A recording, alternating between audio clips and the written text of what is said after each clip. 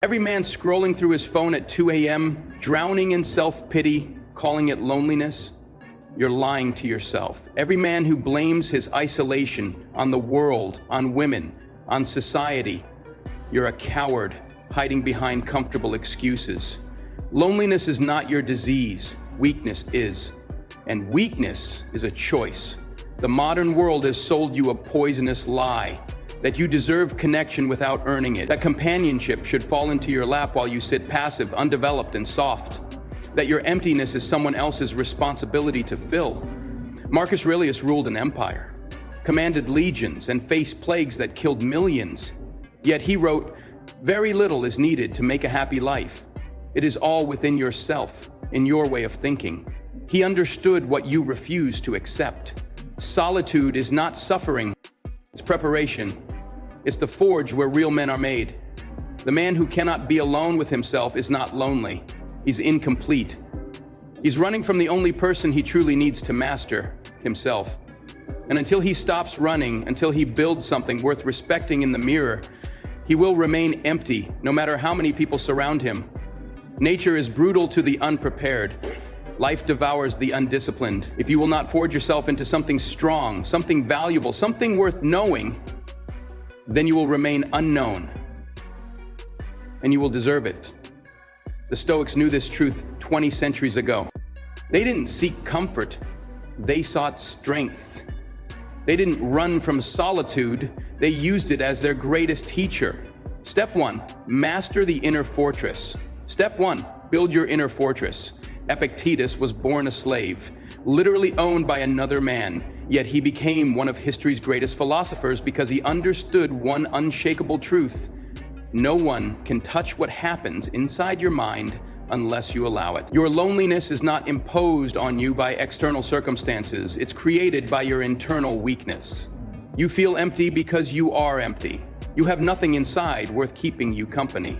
The disciplined man fills his mind with knowledge, his body with strength, his days with purpose. He reads Marcus Aurelius instead of scrolling Instagram. He lifts weights instead of lifting excuses. He builds skills instead of lifting resentment. When you are interesting to yourself, you will be interesting to others.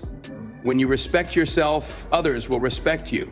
When you can stand alone without breaking, others will want to stand with you. Your mind is your kingdom. Rule it, or it will rule you. Fill it with philosophy, not fantasies. Strengthen it with discipline, not distractions. Make it a place you actually want to spend time. The man who dreads being alone with his thoughts has thoughts not worth having. Step 2, stop running from solitude. Use it.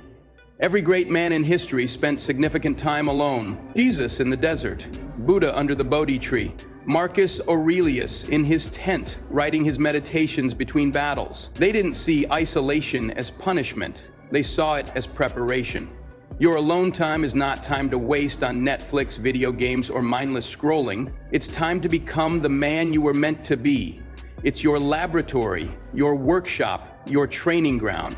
The Stoics called this morning reflection. Every day, they examined their thoughts, their actions, their progress. They asked themselves hard questions. What did I do well? Where did I fail? How can I be better tomorrow? You avoid these questions because you're afraid of the answers. You distract yourself with entertainment because facing yourself requires courage you haven't developed. But courage, like muscle, grows with use. Start small, sit in silence for 10 minutes without reaching for your phone. Journal about your goals, your failures, your fears. Read books that challenge your thinking instead of content that validates your excuses. Solitude becomes your strength training for the soul. Every moment you can sit comfortably with yourself is a moment you become less dependent on others for your peace of mind. Step 3, create value, not complaints. The reason people don't seek your company is simple. You bring nothing to the table. You consume more than you contribute. You take more than you give. You're a drain, not a source. This is not a personal attack. This is mathematics. Value attracts value. Strength attracts strength. Excellence attracts excellence. If you want meaningful relationships, become someone worth knowing. If you want deep conversations, develop thoughts worth sharing. If you want loyalty, become someone worth following. Stop asking what the world can do for you. Start asking what you can do for the world. Develop skills that serve others build strength that inspires others, cultivate wisdom that benefits others. The Stoics were not hermits. Marcus Aurelius was surrounded by advisors, generals, and citizens who sought his counsel. Seneca had students who traveled across the empire to learn from him. But they earned these relationships through decades of self-improvement, not by demanding them as rights. Your loneliness is not a character flaw. It's market feedback. The market is telling you that your current self is not in demand. So change your product. Learn skills that matter. Build your body into something respectable. Develop your mind into something interesting. Cultivate your character into something trustworthy. When you become valuable, value will flow toward you. Step 4. Control your responses, not your circumstances. Step 4. Accept what you cannot control. Dominate what you can. You cannot control whether people like you. You cannot control whether you receive invitations. You cannot control whether others seek your company. But you can control your response to these facts. And your response determines everything. The weak man blames his loneliness on others. The strong man uses his solitude to become someone others want to be around. The weak man waits for connection to come to him. The strong man builds himself into someone worth connecting with. Epictetus taught that we suffer not from events themselves, but from our judgments about events. Your loneliness is not the problem. Your judgment that loneliness equals failure, rejection, or unworthiness, that's the problem. Reframe your solitude as opportunity. Every hour alone is an hour to read, to think, to plan, to build. Every day without social obligation is a day to focus entirely on your development. The man who needs constant external validation will never find internal peace. The man who demands others fill his emptiness will remain empty.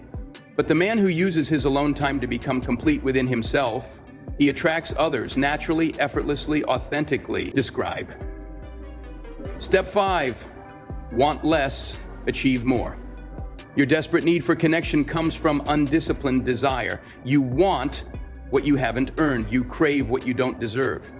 You demand what you refuse to build. The Stoics understood that happiness comes not from getting what you want, but from wanting what you have, not from external acquisition, but from internal satisfaction. But when you desperately need others, you repel them.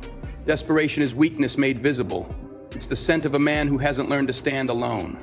But when you're content in your own company, when you've built a life you respect, when you've created value in your solitude, then others are drawn to your strength, not needed to fill your weakness. Stop chasing connection, start building character, stop seeking validation, start earning respect, stop demanding love, start becoming lovable. The disciplined man doesn't eliminate desire, he directs it toward what he can control. Instead of wanting others to fill his emptiness, he wants to fill his own emptiness with strength, knowledge, and purpose. Step 6, connect to purpose, not just people. The man obsessed with his own loneliness is a man obsessed with himself. He's trapped in the prison of his own perspective, his own needs, his own desires, Marcus Aurelius wrote. What we do now echoes in eternity. He wasn't thinking about his social calendar. He was thinking about his duty to Rome, to justice, to future generations. Find something worth serving that's bigger than your social anxiety. Contribute to your community. Build something lasting. Help others in meaningful ways. When you serve a purpose greater than yourself, you automatically connect with others who share that purpose. Your loneliness shrinks when your mission grows. Your need for validation disappears when you're focused on creation. Your desperation for connection evaporates when you're connected to something that matters. The Stoics were not isolated philosophers sitting in towers. They were active citizens, teachers, leaders who served their communities. But they served from strength, not from need. They gave from abundance, not from emptiness. You have a choice to make right now. Continue lying to yourself about loneliness being something that happens to you, or accept the truth that it's something you create through your own undisciplined living. Every day you spend complaining about isolation is a day you could spend building something worth sharing. Every hour you waste feeling sorry for yourself is an hour you could use becoming someone others want to know. The path is simple, not easy, but simple. Build your inner fortress. Use solitude as training. Create value. Control your responses. Discipline your desires. Serve something greater. Stop waiting for the world to come to you. Start becoming someone the world wants to come to. Marcus Aurelius commanded legions, but he spent his evenings alone, writing thoughts that still guide men 2,000 years later. He understood that the strongest connections come from the strongest individuals. Your loneliness is not a life sentence, it's a wake-up call. Answer it. Strength is built in silence. Excellence is earned in solitude. Character is forged when no one is watching. Hit like if this hit home. Subscribe if you're ready to stop making excuses. Then close this app and get back to work. Your life depends on it. Your future self is watching. Don't disappoint him.